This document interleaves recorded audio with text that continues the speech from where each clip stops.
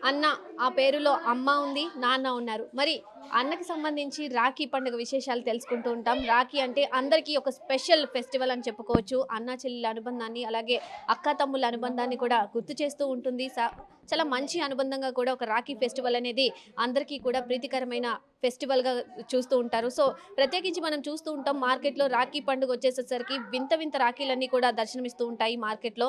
So, చిన్న పిల్లల దగ్గర నుంచి పెద్దవాళ్ళ వరకు కూడా రాఖీ ఫెస్టివల్ అనేది జరుపుకుంటూ ఉంటారు కాబట్టి వాళ్ళకి సంబంధించినంత వరకు కూడా చిన్నప్పటి నుంచి కూడా చాలా వెరైటీ రాఖీస్ అయితే వస్తూ ఉంటాయి మార్కెట్‌లో. కానీ అంతకు మించి వెరైటీ రాఖీస్ మనం ఇక్కడ చూపించబోతున్నాం. ప్రెజెంట్ నేనైతే ఒక ఆహ్, అంగన్వాడీ టీచర్ దగ్గరైతే వచ్చాను. కానీ ఆవిడకి రాఖీ పండగ గురించి తెలుసుకొని ఆ రాఖీస్‌ని ఎందుకు వెరైటీగా చేయాలనిపించిందనేది ఆవిడ మాటల్లో కూడా అడిగి తెలుసుకుందాం. ప్రెజెంట్ మనం చూస్తున్నాం రాఖీస్. ఇది మామూలు రాఖీ కాదు. మీరు దగ్గరగా చూస్తే దీంట్లో సీడ్స్ ఉన్నాయి. సో, చాలా రకాల సీడ్స్ ఇందులో ఇంక్లూడ్ అయ్యి ఉన్నాయి. మరి ఇటువంటి రాఖీస్ చేయడానికి అసలెందుకు ఆ థాట్ వచ్చినదనేది ఆవిడ మాటలను అడిగి తెలుసుకుందాం. సో, హాయ్ అండి. ఎలా ఉన్నారు? బాగున్నానండి. సో, మీ పేరు? నాగలక్ష్మి. ఓకే. ఏం చేస్తూ ఉంటారు? అంగన్వాడీ స్కూల్ టీచర్‌ని. ఓకే.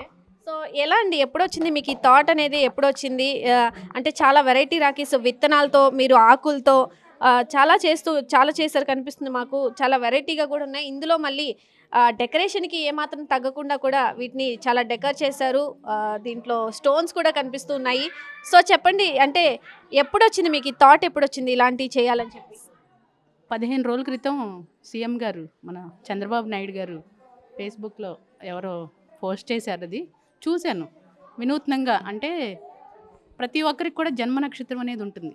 ఆ నక్షత్రం ప్రకారం గనక అన్నదమ్ములు గానీ, అక్క చెల్లెళ్ళు ఎవరైనా సరే ఆ నక్షత్రం ఏంటో తెలుసుకొని దానికి తగ్గ సీడ్ గనక మనం ఆ రాఖీలో వేసి కట్టినట్లయితే దాన్ని వాళ్ళు మొక్కగా పాతిపెట్టినప్పుడు అది పెరిగే కొలది రాబో తరాలకి నీడనిస్తుంది. మనకి పర్యావరణాన్ని కాపాడుతుంది. పోతే వాళ్ళ జన్మ నక్షత్రానికి తగ్గట్టు వాళ్ళు కూడా రాబోయే రోజుల్లో కూడా వాళ్ళ రాశి బాగుంటుంది. వాళ్ళకి కూడా బాగుంటుందన్న ఉద్దేశంతో మన సీఎం గారు ఆ కాన్సెప్ట్‌ని పెట్టారు. అది చూసిన వెంటనే ఇది మనం ఎందుకు ప్రయత్నం చేయకూడదు? ఇది ఒకసారి ట్రై చేస్తే బాగుంది. ఇది కూడా చాలా బాగుంది అసలు. పర్యావరణాన్ని కాపాడుకోవచ్చు అన్న ఉద్దేశంతో నేనేం చేశానంటే అట్ట ముక్కలను తీసుకొని ఆ అట్ట ముక్కల్లో ఆ సీడ్స్‌ని పొందుపరిచి అవి మొలకలొచ్చే వరకు చూసుకొని కలబందను కూడా యూజ్ చేసి వాటికి చెమ్మ కావాలి కాబట్టి మొలకెత్తాలంటే కలబంద గుజ్జును వాడాను. అవి మొక్కలుగా వచ్చాయి. నేను కూడా చాలా హ్యాపీగా ఫీల్ అయ్యాను. అసలు నేను ఇంత సక్సెస్ అవుతాను, ఇలా మొక్కలు వస్తాయి అనేది కూడా నాకు తెలియదు అసలు ఇవి చూసే వరకు. నేను ఊహించిన దానికన్నా కూడా ఎక్కువగా వచ్చాయి.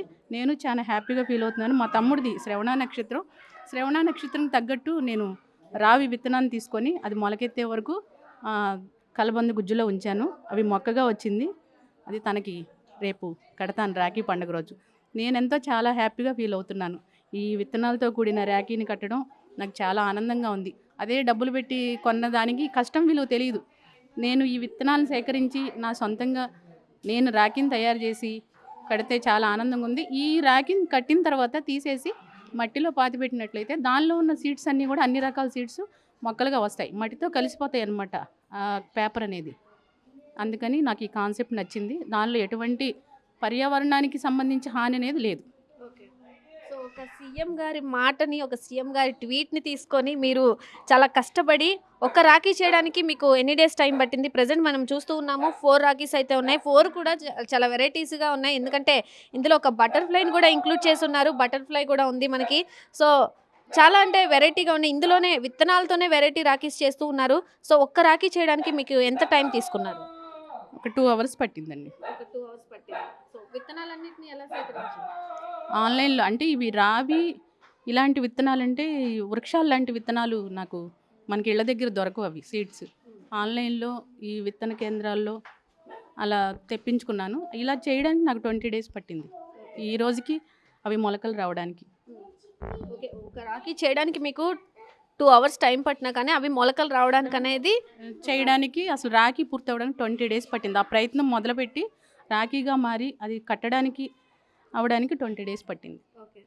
సో, జన్మ నక్షత్రంని బట్టి మీరు రాఖీ చేయాలి అని చెప్తున్నారు. సో, చాలామందికి జన్మ నక్షత్రాలనేది కూడా ఏంటో కాన్సెప్ట్ అనేది తెలీదు. సో, నార్మల్‌గా మార్కెట్‌లో ఏ రాఖీ పడితే కొనుక్కొని ఆ రాఖీ నచ్చిందా డబ్బులు పెట్టి కొని తెచ్చామా, కట్టామా అన్నట్టు ఉంటుంది. సో, జన్మ నక్షత్రం అనేది కూడా కొత్త కాన్సెప్ట్‌లా కనిపిస్తుంది. సో, ఇదేంటి అంటే సీఎం గారు చెప్పారనా లేదంటే మీరు తెలుసుకున్నారా? హిందూ సాంప్రదాయం ప్రకారం మనం పుట్టినప్పుడు మన టైంని బట్టి ఒక్కొక్కరికి ఒక్కొక్క జన్మ నక్షత్రం ఉంటుంది. కొంతమంది పట్టించుకుంటారు, కొంతమంది పట్టించుకోరు. అదేంటో తెలుసుకొని దానికి తగ్గట్టు కనుక మనం ఆ విత్తనాన్ని తీసుకొని చెట్టుగా మొలకెత్తి అది పాతిపెట్టినట్టయితే రాబో తరాలకి అది భవిష్యత్ తరాలకి ఉపయోగపడుతుంది.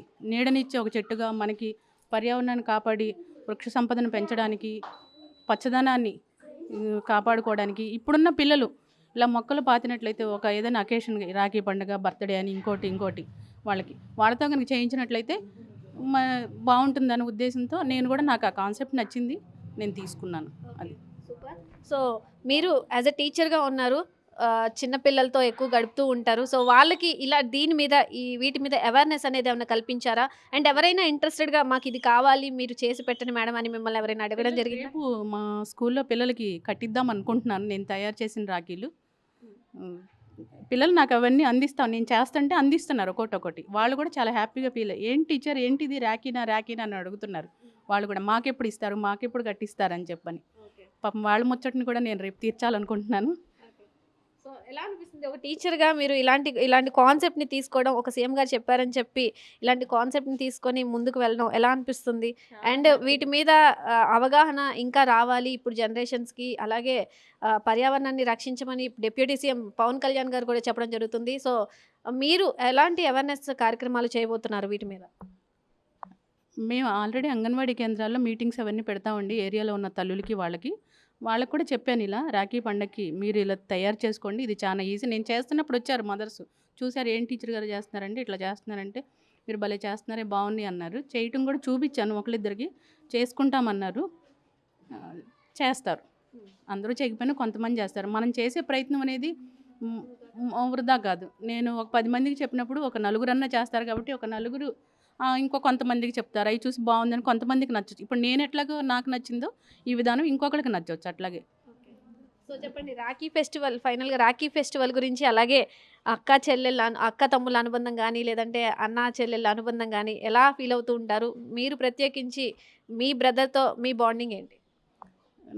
మా తమ్ముడికి మాకు చాలా ప్రేమ అభిమానాలు బాగా ఉంటాయండి. అసలు చాలా హ్యాపీగా కూడా ఫీల్ అవుతున్నాడు మా తమ్ముడు ఈ చూసిన దగ్గర నుంచి.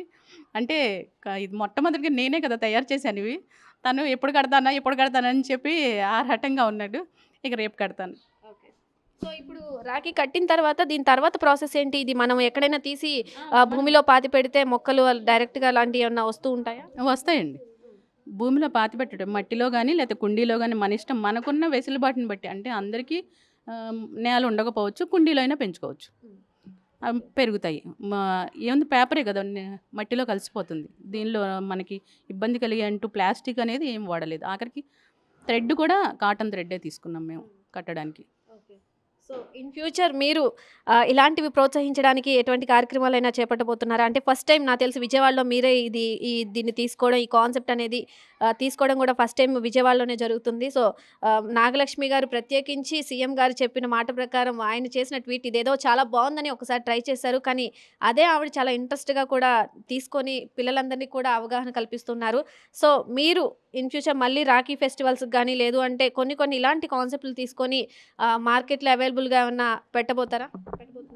తప్పకుండా అండి, నాకు సహాయ సహకారాలు అందించినట్లయితే తప్పకుండా నేను చేయడానికి, దీని మీద ఎవరికైనా ట్రైనింగ్ ఇవ్వడానికి కూడా నేను సిద్ధంగా ఉన్నాను. థ్యాంక్ యూ అండి. సో ఫైనల్గా చూస్తున్నారు కదా, చాలా మనం చూసుకోవచ్చు, చాలా గ్రీన్గా కనిపిస్తుంది. ఇందులో ఏమేమి విత్తనాలు యూజ్ చేశారో కూడా ఒకసారి అడిగి తెలుసుకుందాం. ఏమేమి విత్తనాలు యూజ్ చేశారు ఇందులో?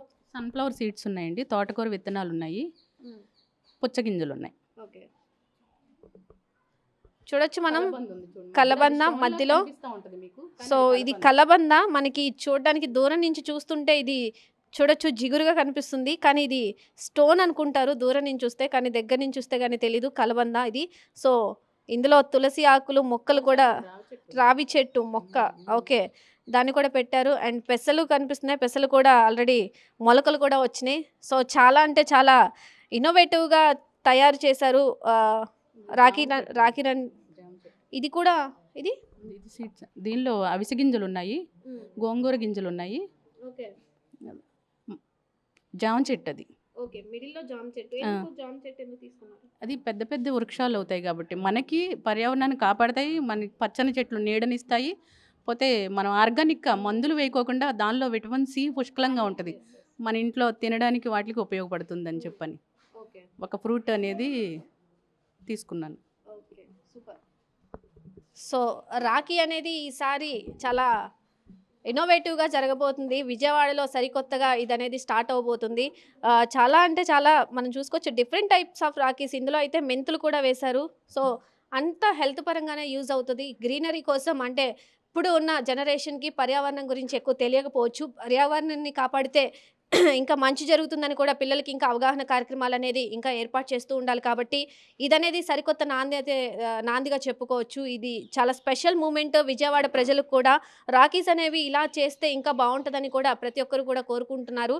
సో మనం కూడా ఇలాంటి వాటిని అంటే పర్యావరణాన్ని ఎంకరేజ్ చేద్దాం. అలాగే ఇలాంటి రాఖీస్ కడితే మనం మళ్ళీ వచ్చే ఫ్యూచర్ జనరేషన్స్ కూడా మంచి మంచి మొక్కలను అందించే ప్రయత్నం చేస్తారు. అలాగే చాలా పచ్చదనాన్ని కూడా కోరుకుంటారు కాబట్టి వాళ్ళకు కూడా ఇది సరికొత్తగా యూజ్ అవుతుంది. సో ఈసారి రాఖీ ఫెస్టివల్ అనేది చాలా కొత్తగా ఉండబోతుంది. సీఎం గారు చెప్పారు ఆల్రెడీ.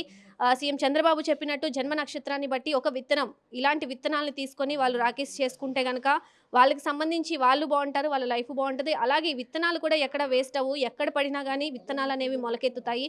సో మట్టిలో పెట్టినా అలాగే మనం ఇన్ కేస్ ఎక్కడైనా జారి పడిపోయినా కానీ అది మట్టిలో భూమిలో కలిసిపోయి ఎక్కడైనా కానీ మొక్క పెరిగే అవకాశం ఉంది కాబట్టి సో నార్మల్ రాఖీస్తో పోలిస్తే ఈ రాఖీస్ అనేవి చాలా స్పెషల్ కాబట్టి సో వీటిని ఎంకరేజ్ చేద్దాం, పర్యావరణాన్ని కూడా కాపాడదాం.